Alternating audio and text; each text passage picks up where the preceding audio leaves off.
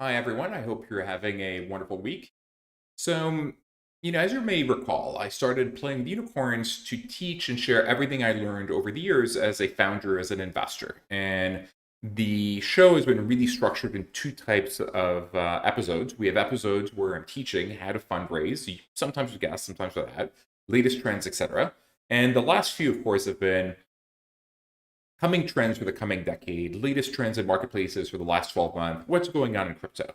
And today, and for the next few episodes, I've decided that we're going to go back to meeting and talking with extraordinary founders or leaders, mostly of unicorn startups, to hear about their journey and to hear about how they got to where they are and all the ups and downs and lessons learned along the way. And so today, it's my great pleasure to receive and introduce my great friend Thomas Plantenga, who actually we'll go through his story, but a fellow kite surfer, adventure traveler, joined me in the great adventure of OLX and is now the CEO of Vinted, which is a multi-billion-dollar European fashion startup that we'll hear more about. So without any further ado, let's get started. So welcome to episode 30 of Playing with Unicorns, a conversation with Thomas Plantenga.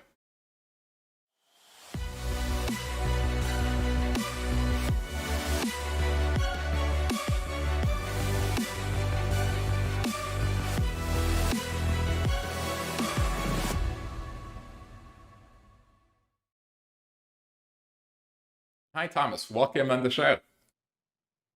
Thanks. Great to be here, man. It's been a while that we've been talking. Looking forward to catch up. Yeah, it has been quite a while. I guess you've been super busy as CEO of Vinted.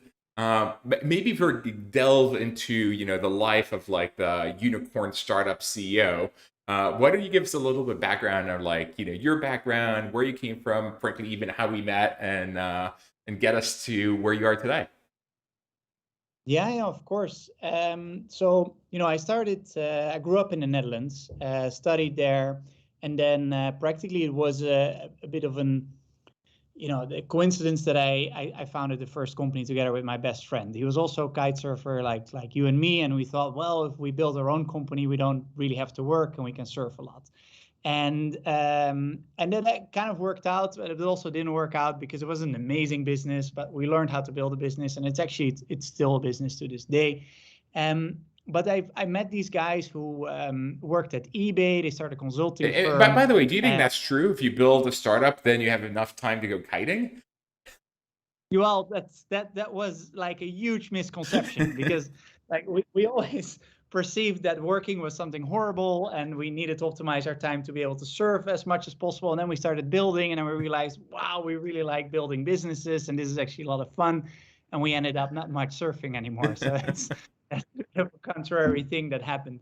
But we've learned a lot, and we met a lot of people that actually explained us how this whole company building works, well, at least how internet companies work. And that was that consulting company that actually then you and Naspers bought to join OLX. And that's, how our paths crossed then. That I really opened up my eyes in like how the real big company building is working instead of like the little hustle that me and my friend had going. And so, what did you do at OLX, and what did you think of that adventure, and what did you learn during that adventure? Yeah, I think it's been one of the most defying times in my life. I think the OLX story and actually what we did at FJ Labs. I think those two things were fundamentally changing my thinking on how you build businesses. I think coming into OLX, I was just like a young person who was good with analytics, and thereby I became somebody who really just liked to help. So I was thrown into all kinds of problems in the beginning.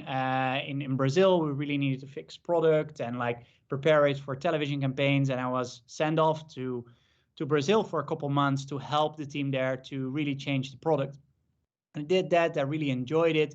And then practically you and the team decided like that we needed an expansion team. And I became part of that expansion team where I kind of did like, I don't know, strategy of which countries we're going to do. And then obviously we went to all these countries and how we would enter that, it was, I remember those days, William explaining like, okay, this is how we do television. These are the budgets. And I was like, oh my God, this is crazy. How we're going to do this? Okay, we need an investment logic, how we're going to build that. and we're kind of from scratch building there together with you guys all the frameworks on how to invest and how to enter markets and how to do this at scale. And then obviously a lot of stuff worked out, but also a lot of stuff didn't work. And there, then again, I was put into positions to fix stuff. So I think, I always been busy kind of like enjoying the fact that, solving these puzzles, how to fix things, whether it's from customer support that's not effective to, I don't know, our whole operations in Africa that was kind of like needed a bit of a revamp to how do we track television marketing, for Why example. don't you share And maybe the craziest fixing story or some of the adventures in the OLX days? Perhaps the high-speed car chase or any of those. I think, yeah, well, I think it was by default, it was an incredible adventure to be sent all over this world, right? So after I did the Brazil, you guys said, well, come to Buenos Aires and build things there. And then when Buenos Aires went well, you said, well, we got to fix stuff in Africa. Why don't you move to Nairobi? And I was like, okay, sure. Picked up my thing and went to Nairobi. And then when you come there, that was insane. You come into this city at that time that there was just a huge assassination in this mall. So in the first 3 months, I think there were 2 bombings in my neighborhood. And when I went on a little weekend trip, I literally ended up in Kenyan armored forces chasing us in a car with a cab that tried to get away with it. It was insane, and that was just the free time. So it, it was an insane time, but at the same time, I really learned that in many of these different geographies, like things are working very differently, whether it's the way people communicate or whether it's how you approach different markets. So for example, in Kenya, what we discovered is, okay, television is kind of working, but what really works is if we build teams who actually go door to door to explain people how it works. Because we saw how M-Pesa, which was actually one of the first mobile payment companies in Africa that really became successful, that actually activation of a society in Kenya works wildly different than how you do that in Sweden or how you do that in the US. And there, we built huge teams of people that activated people to download the app, explain it, and start selling their first items. And then we actually build the whole software infrastructure to track that, and then to activate these people and to track the activations of that. So we actually built software to do on-the-ground activation of like mobile app installs, which was, yeah, I don't know, which was pretty cool. And then we had no way to track, for example, television, and we developed there together with this Kenyan and Nigerian team, we developed a way how to track television every second. So we built in together with Diego. Do you remember I Diego remember again? Diego. He was amazing as well. So he was somewhere still in Latin America or wherever the guy was. And we had no way to track television in Africa because nobody had that. And then Diego actually built a second per second app install tracker that we could track the app installs and match it to the television spots. And I kind of have a sense of, let's say, what our ROIs were. So there again, building from scratch up, but being in an environment where, big budgets were available and big ambitions were there, to conquer markets and to grow fast. So yeah, it was a wild time. It was, but learned a lot. It's interesting because when most people, when they're learning, etc., actually don't have that phase where you end up in a place where it's a rocket ship, you have infinite budgets, etc. And so Yeah, I think it's Sheryl Sandberg who once said to say as a career advice, if you happen to encounter a rocket ship, just hold on for dear life and stay stuck to it yeah, because the lessons learned are so fundamentally different.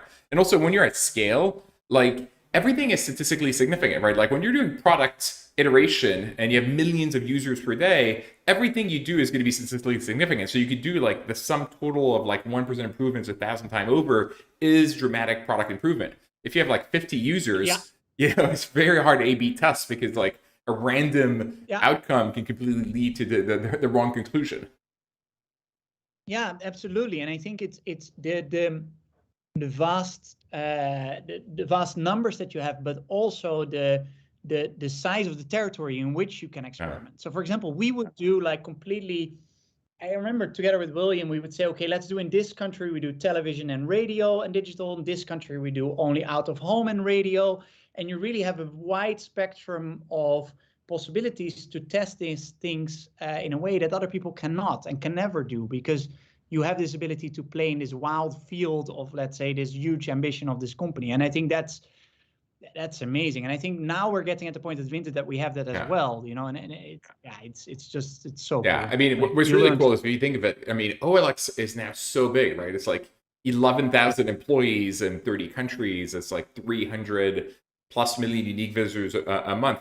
But even when you join, which year did you join? 2010, I 2010. Yeah, I think. think we're already over Like, 100 million unique visitors a month. So like there was already scale. It was a question of like, okay, getting the right unit economics and continue to scale from where we yeah. were. And in fact, the biggest issue is once you run out of ability to spend money on Google and Facebook, we had to go to TV to go to the next level and bring the offline people online. And so that was really interesting. No, I remember that very clearly. Like practically it was like this. We went into this, you guys did the television campaigns, I think in Brazil and Yeah. India.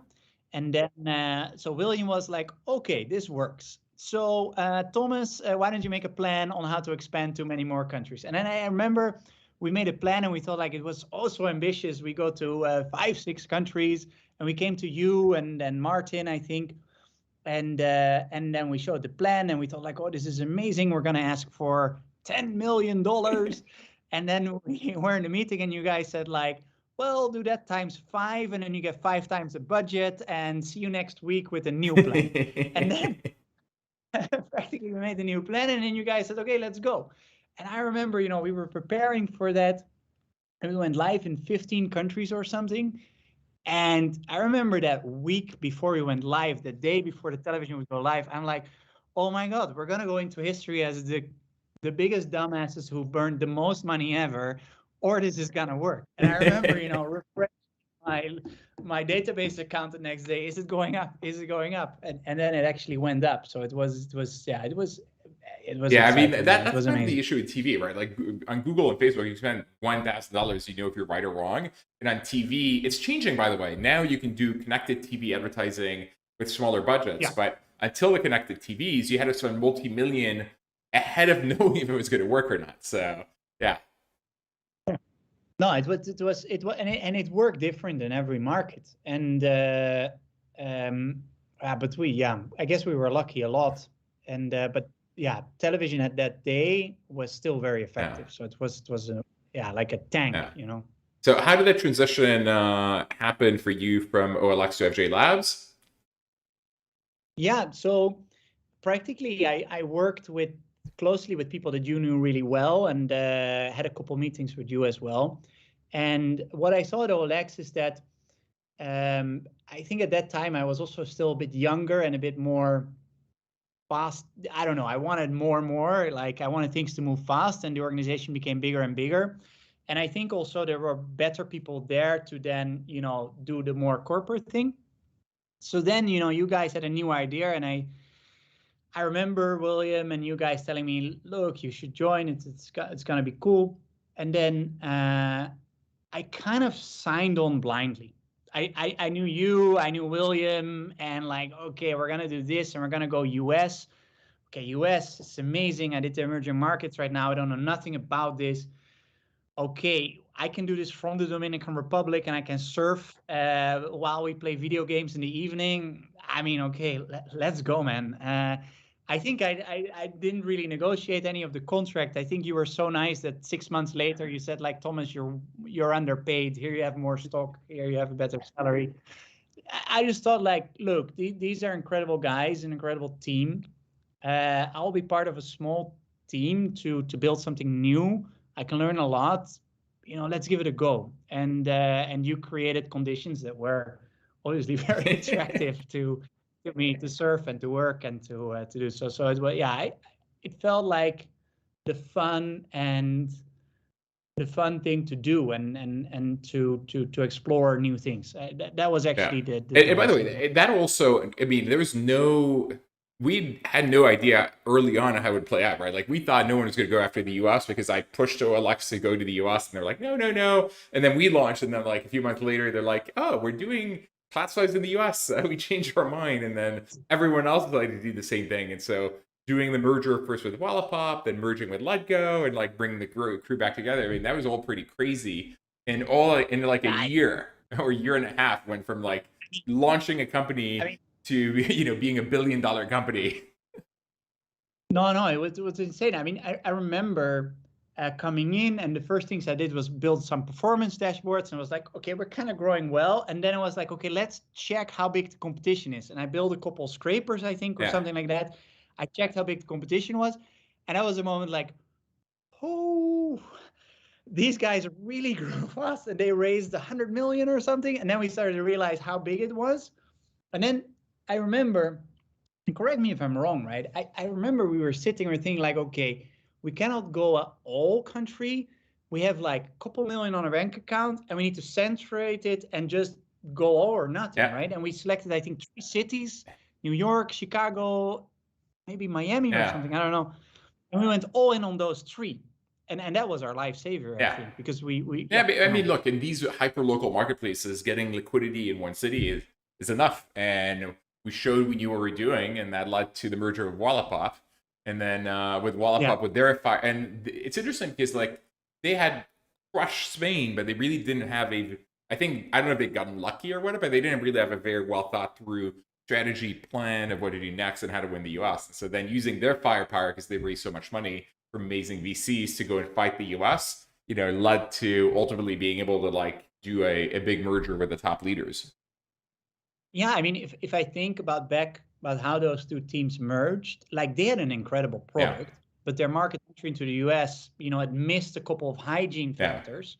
We were able to identify that, plus, bring in, let's say, that aggressive television Mhm. approach, and that kind of made us able to do Yeah. what we did in the US.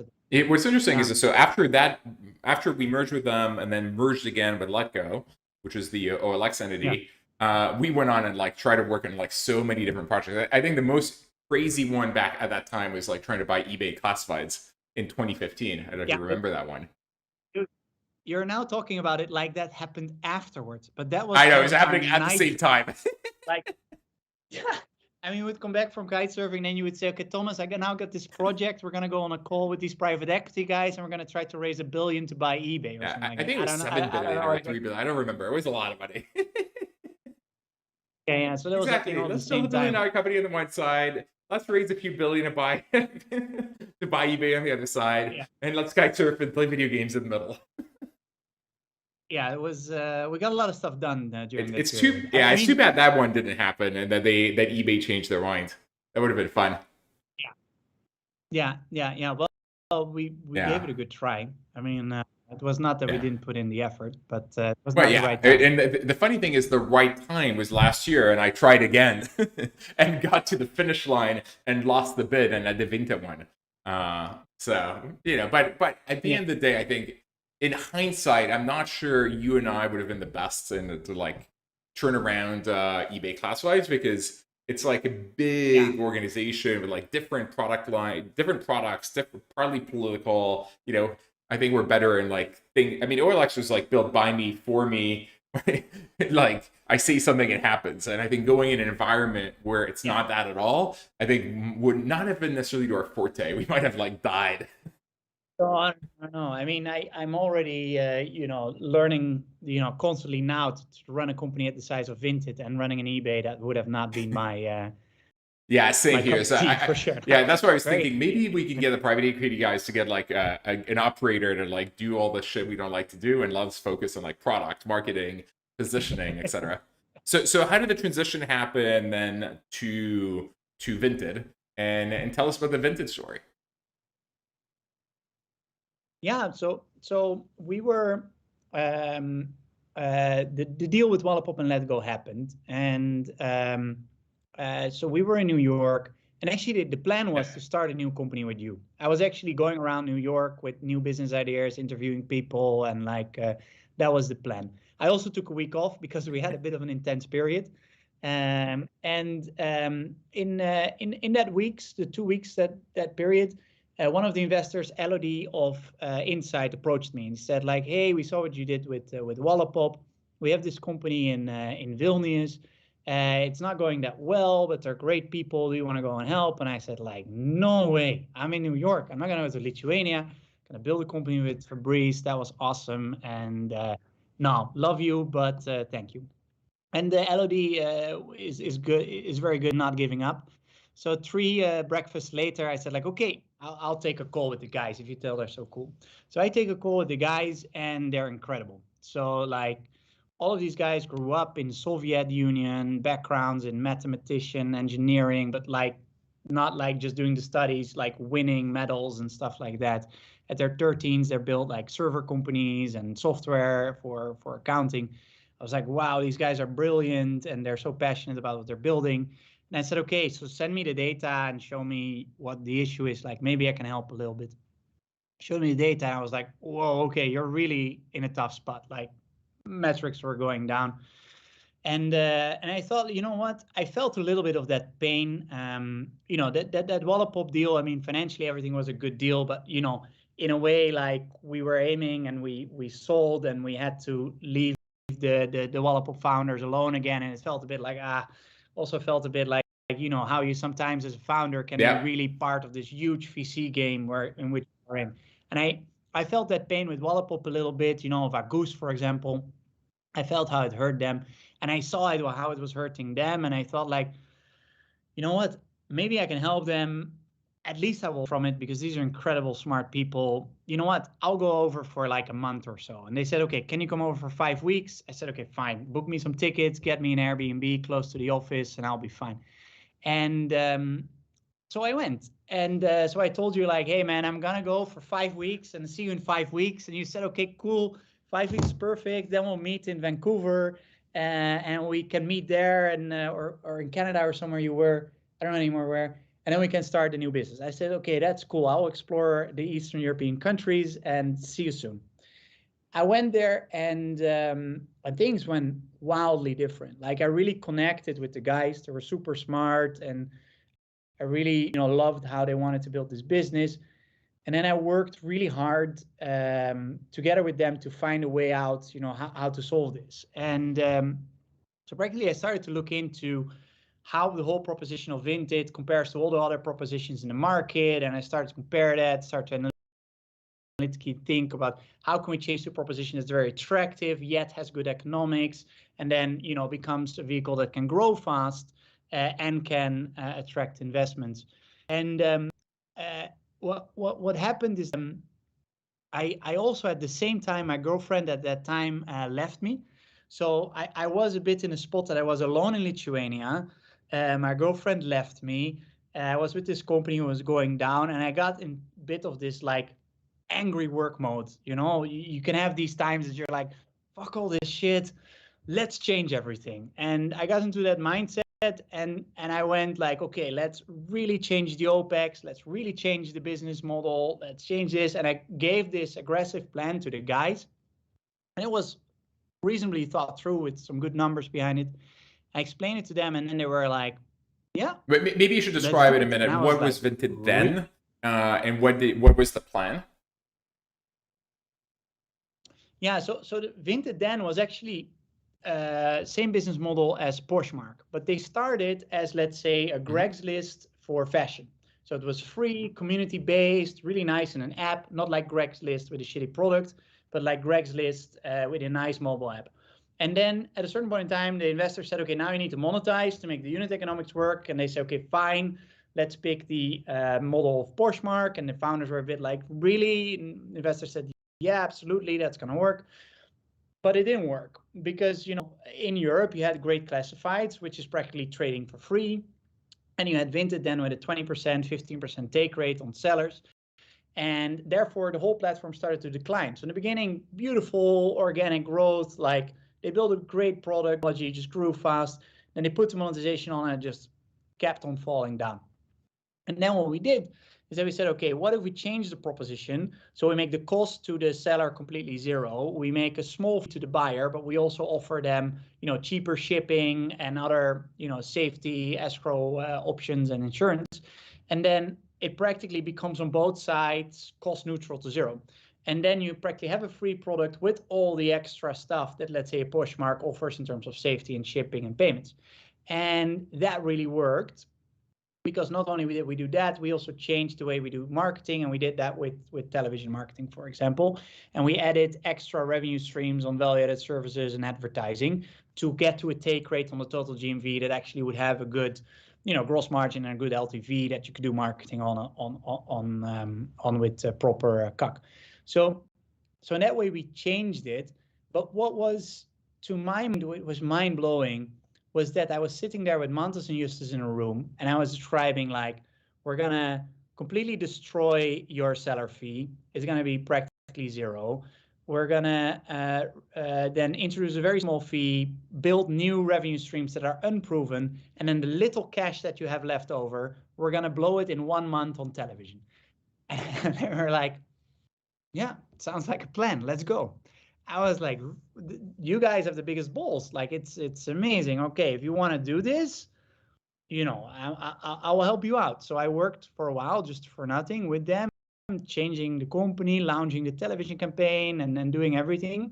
And at that point in time, I saw that whole team, just stepping behind the plan, taking the risk, and everybody in that company wanted it to work, And that felt like, wow, I'm in a place where people really, value my opinion. They go stand behind the plans that I make, and they're all fighting together. And it really felt good, to feel part of a team that is like fixing something. I really enjoyed that.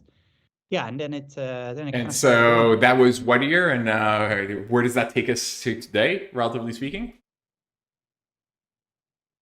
So that was summer 2016, and then we launched. So I came Mm-hmm. in July, and then in September we changed the model in Germany, and then in January we changed the model in France, and then we did the first television campaign in France 7th of January, and then the 14th of January I saw how the whole week was growing, and I was like, so it's working. So that was the moment we thought, like, holy fuck, we actually have a chance to survive. And then from January 2017, we were able to reach break even 9 months later from then.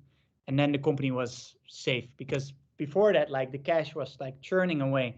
And I think we hit it break even with only like 3 million of cash, or like 5 million of cash on the But in account, order like to get there, I mean, very you had little. to cut a lot of burn. I mean, how many people did you go from to, and like how difficult was that transition? Yeah, so that's another part of the story. So now we just talked about, changing marketing and changing, let's say, the business model. Another very big part was organized a different way, which was two parts. We practically thought backwards from, like, okay, what are the absolutely essential people that we need to build the things that we need to survive? And then we completely rebuilt the org from that. And then we looked, okay, what does that mean? That means we don't need all the offices in all the other worlds, because they have Yeah. beautiful offices in Munich, LA, London, Paris. So we closed all the offices. We had to fire half of all the people, which, all those people did a great job. They were just, in the wrong position at this point in time. So it was incredibly painful. Many of these people were very good friends of all the people that were working. They did a great job. And, Mantas, one of the founders, even his wife, who is practically also a founder of, since the beginning, she also had to step away, for example, to minimize the management team. So the management team as well shrank to half of the size. All the offices were closed, everything centralized. And then the people that were left over was a small group of around 100 people.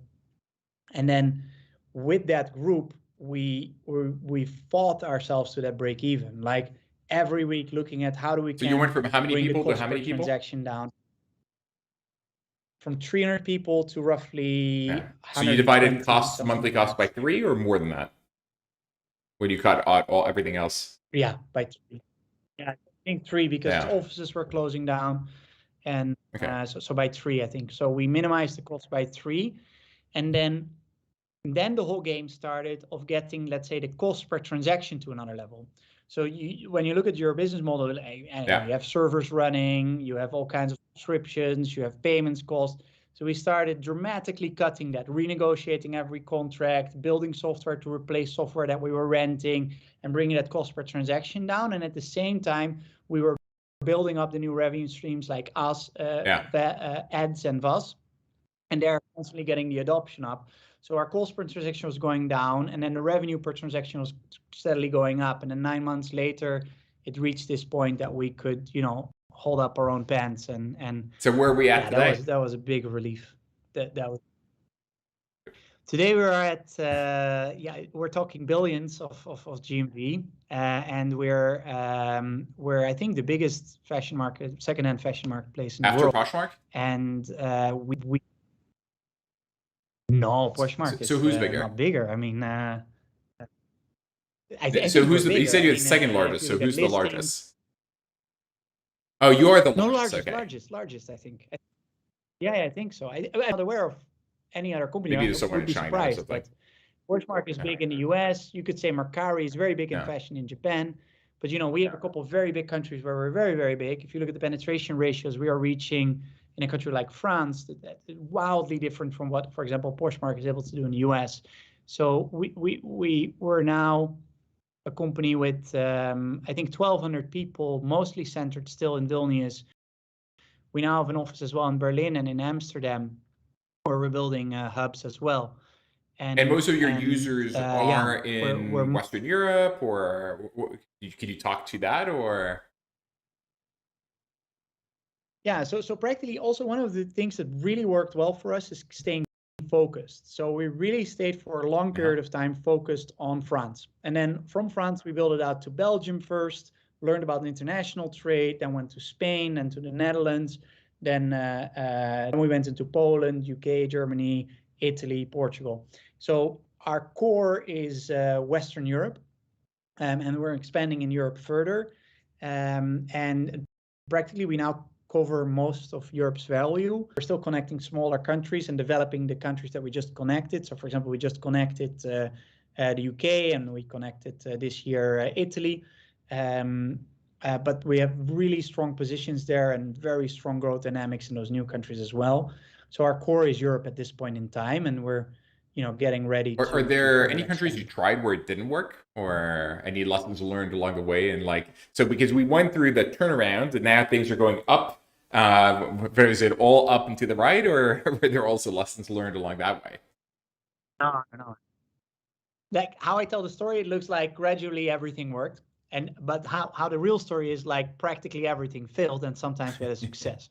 So we started with France, and then we're so excited. We're like, okay, let's try US, and maybe let's try UK as well, because they're both English markets. So we tried, and the first try we did there, unit economics were just extremely bad. Like, it was not working at all. We're like, okay, this doesn't work. And then we went back to the drawing board. We said, okay, then let's try the UK one more time, because it's 2 times better. Also didn't work. Then we said, okay, you know what? Let's get back to basic. What is the most similar country to France? Okay, Belgium. Let's try Belgium. And then that worked, and we learned a lot in Belgium, even though it's another country which is very similar. A lot of different things we learned expanding to another country. And you actually learn a lot about France Yeah. by going to Belgium. It's in the details. And then after Belgium, when Belgium worked, we again tried the UK. Again, didn't work. Then we tried Germany. Germany didn't work. Okay. Then we tried Spain. Spain worked. And then we continued to invest in Spain, and we learned a lot about Spain. And then we became more confident about our game. And then actually, after that, our expansions became smooth. So then the Netherlands was actually kind of an easy ride. I mean, we acquired a player there as well, but we really understood how it worked, and we could play out a playbook.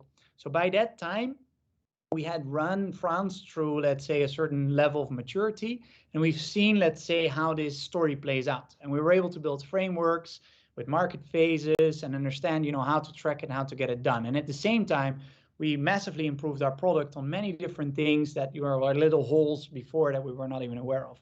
And that enabled us now to, after the Netherlands, to do all kinds of expansions, such as Italy, Oh, so you're in the UK now, Portugal, and it's working in Poland. the UK. Yeah. That was yeah. So I think we tried that market. I told you 2 times, but we tried it like 5 times. And like my investors hated us. Like, again, you're gonna try this? Yeah. Like, I mean, Henrik, for example, as well. And he's like, he's a very long-term thinker, and I love him, but he was like, really, again, the UK? Come on, Thomas, get game together. You tried it 3 times. How stubborn are you gonna be? But we tried again, and then in COVID, what we saw in COVID, we saw real acceleration, and we thought, like, you know what? If it's growing so fast and the dynamics are really changing, let's take Yeah. advantage of it and throw some money against it and see if it works. And then it actually went up, and then we really improved the product, and then went again with all the learnings that we had from all the other markets, and then it just exploded. And like, I think in 3 months on listing levels, we were matching Depop, and yeah, So it US went this very fast. next. Yeah. Well, maybe. So what's next for you now? You're the CEO of a 1,200 person multi-billion-dollar unicorn. First of all, is it still as much fun in ways, like, because now it's getting bigger, right? Like, and so things get Yeah. slower, political games start being played, you have to do more reporting, you have to start thinking if you're going public or not. I Yeah. mean, like, yeah. Yeah. Well, I think certain things go slower, but a lot of things are also going a lot faster. And I think one of the decisions I'm very happy we took early on is that we gave everybody stock, and we still do that. And that what that really does, at a certain point in time, people realize how much this stock is worth, and they really park their egos on the side, and they're like, okay, what's best for the company? And if you have those kind of dynamics in your teams, then you're actually you're in this phase where you have so much capital to play with, so much opportunities to go after, that you can, do all kinds of tests and launch new Sure. initiatives, and learn new things. That's actually very exciting. So it is still exciting, and it still feels that we're moving fast, like we're launching new countries, trying new initiatives. But on the other hand, certain decisions, they go slower. I mean, like, it's 1,200 people. You really have to behave differently when you're talking on all hands, and like, you have to really think through how you build your Yeah. organization. So a lot of that time goes into that, which is very different than we had before. But the team I work with, it's a very passionate group of people that I've worked with a long time now. So it's still a lot of fun. And when I look now at, for example, at our board decks, or our strategies, it's just like this whole plate of opportunities, and it's more like, okay, Cool. which one are we going to get first? Are we going to do this or So it's like new that? And countries, so new it still feels like, verticals. Yeah. yeah. So it's from, let's say, from new business models, new countries, new verticals, new, like, how are you going to really, really ensure that, let's say, over the next decade, you build a product that is still relevant and is super valuable for your users, and that you then just kind of like, in our management team, we kind of accept, like, the product that we have now, nice, but 5 years from now, Yeah. if it stays the same, it's dead. We need to really get to another level, different business model, different type of system that really enables us to add more value to our users. Question from Luke. Did your marketing strategy follow the confinement periods in the different markets? And so when people were confined, you do one strategy. When they were not confined, you do a different strategy, because obviously the lockdowns were very different in different geos. Or was it unrelated to that? Yeah. No, it was absolutely related to that. So lockdowns came, and we had no clue. And one of the things that was not even clear is, like, are our packages spreading the virus? So in France, there's nobody else who sends more packages, C2C drop-off points than us. So we were sitting with the management team, like, if this is spreading through packages, we're the biggest spreader in France, and Yeah. we don't want to go down like that. So we actually took a decision to completely shut down all our services for like a few weeks, and completely rebuild our shipping system, build in delays, align with the government, and then go live again. And then we went live again. We didn't decide to market because it was a very sensitive period, but we saw that everything organically came back. And then we felt like, the whole world is suffering. This shouldn't be a period that we profiteer on this. So while there is a lockdown and we're doing this, we're donating a certain amount, and we donated more than 1 million to COVID relief funds in Europe. And then when people were safe, we know for sure it's safe. Our suppliers are in a good place. The delivery guys are all taken care of. Everything is cool. Then we said, okay, let's accelerate now. And then our marketing was switched on again, and we could market more Sure. because it was working better. People were compliant, and You said our we could suppliers. go Are faster. you mostly C2C or B2C? Okay. Totally C2C. But with suppliers, I mean supplier of I see. shipping I see. services, payment services. So there, we're working with like a huge variety of shippers all across Europe, and all of them obviously needed to adapt, and we want to give them time to adapt, work with them in a way that it's safe for their workers as well. So, I mean, very important question. Do you still get, I mean, you started this entire journey saying, if I start a startup, I'm running a startup, I'm going to be able to kite more and surf more, etc. So, how's your kiting coming along? Yeah, kiting kind of went away, but in Lithuania they have very big Hmm. a wakeboarding culture. So you have lakes that are like 15 minutes away from the office. So I go wakeboarding after work, and summers in Lithuania are long and very warm. So I'm wakeboarding 3 to 4 times a week in the evenings in the summer. And in the winter, they literally have 15 minutes away as well, a huge skiing slope where they build a snowboard park. So then I go snowboarding. And during COVID, I had the opportunity to go to the coast and work from the coast. And actually, the wind in the Lithuanian coast in the summer is also pretty good. How cold So is the I still water? surfed, but yeah, it's like Not warm. it's not warm, but it's more. So it's not the same as your holiday home sea temperature, but it's still good. And so this is actually the first year I got some kiting done again. To be honest, the first 2 years Vinted, Yeah. it was just full-time work. It was really, really tough. Like, and the sacrifices my team and I brought then to, in terms of working. Yeah, there was no Yeah. wakeboarding, there was no kiting. It was just like late night, all of us churning.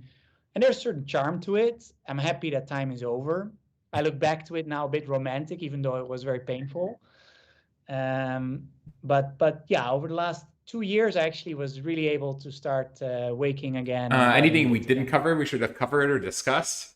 Anything you want to share? Anything I want to share? Well, I think one of the things that I think that we didn't mention, but that what I've learned, like by being thrown around by OLX over all these countries, is that all these different places, you have so many misconceptions about how they are, and what's going on. And even after living in Africa and in Latin America and the Middle East, even when I had to go then to Eastern Europe, I thought like, oh yeah, there's gonna be like this poor region of Europe where everything still looks like the Soviet. And I think if I think of it, I had so many misconceptions about all the places I went through, and I think for many people, realize that and just explore all those areas, and don't be afraid to go there, because you can have fantastic adventures and build incredible businesses in these areas that might look kind of strange to you from the beginning. So I think that that's one thing we didn't cover, but I think it's important to And so know. you speak Lithuanian now?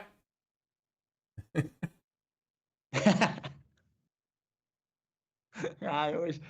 Yeah, this is one of the disadvantages of having a focused character. So you kind of know me. When I focus on something, I do that. So I didn't focus on learning a new language, and everybody Makes speaks sense. perfectly English Well, here. So I so hope you yeah, can join us at the next yeah, FJ Labs retreat. It's We're going to yeah. I Revelstoke would love. in Canada, February 8 to 14, to brainstorm about what extraordinary ideas don't exist in the world in 2022 that should, to make the world a better place. So it'd be fantastic to go heli skiing with you and brainstorm and get and share all of your updates with the team if you're up for it.